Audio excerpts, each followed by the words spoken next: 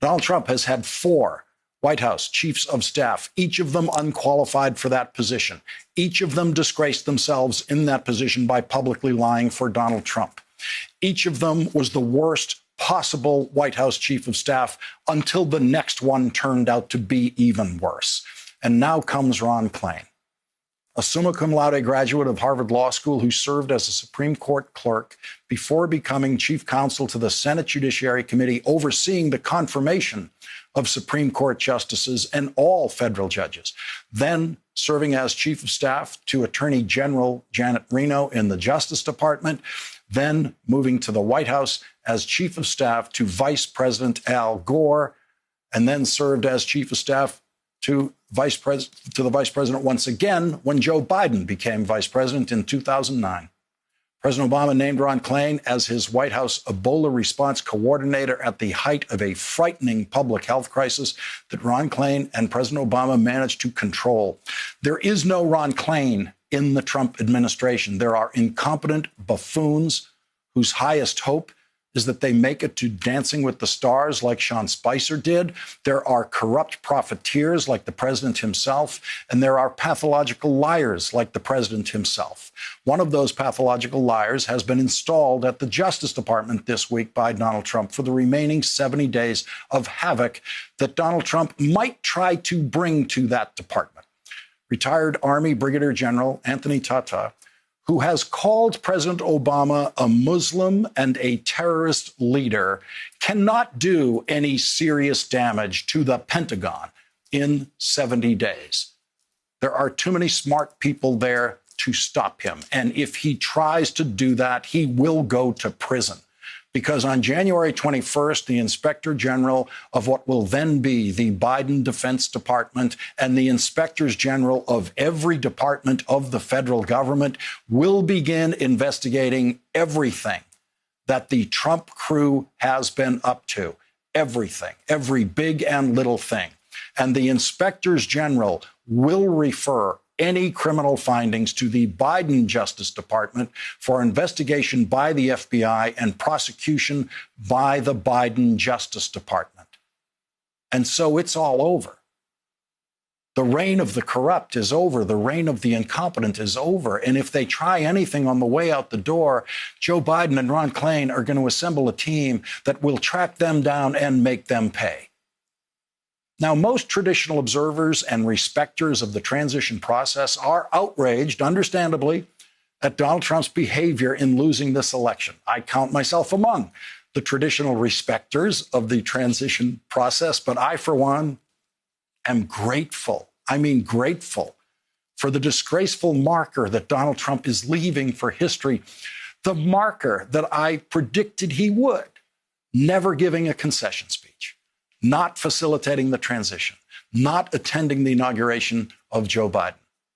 None of those things will endanger this country in any way. None of those things will worsen the reputation of this country in any way, whose reputation could not be more damaged internationally than it was 4 years ago when the Electoral College handed over the presidency to the person who came in second in the vote.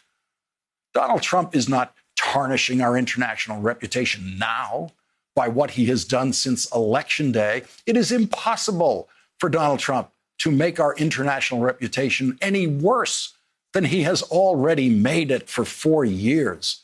No one in the world is surprised that Donald Trump is behaving badly.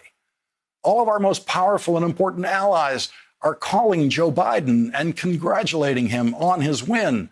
Today, added to that list were the leaders of Australia, Japan, and South Korea calling in their congratulations to President-elect of the United States, Joe Biden.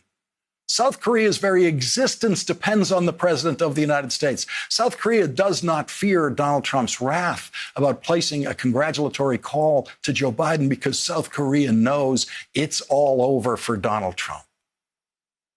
5 days, 5 full days and nights of silence from Donald Trump. The man who wants to hear his own voice more than anyone alive has not allowed you to hear his voice for 5 days and nights for the first time in the history of his political career. Silence. The silence is the concession speech. The concession was never going to be words, not from Donald Trump. The silence is the concession speech. Take it for the gift that it is. 5 full days and nights of your life without the sound of that voice. If you were dancing in the streets this weekend, you should still be dancing in the streets because nothing bad has happened since then. Yes, Donald Trump being president is dangerous, but that is not a new danger. And I promise I'll tell you as soon as I see something dangerous happen in this transition. 140,000 people a day getting infected with COVID-19 is the real danger this country is facing, not the petulant president whose days are numbered. Now, many people are scared by things that they haven't seen before. That's understandable. But don't be scared by Donald Trump's silence.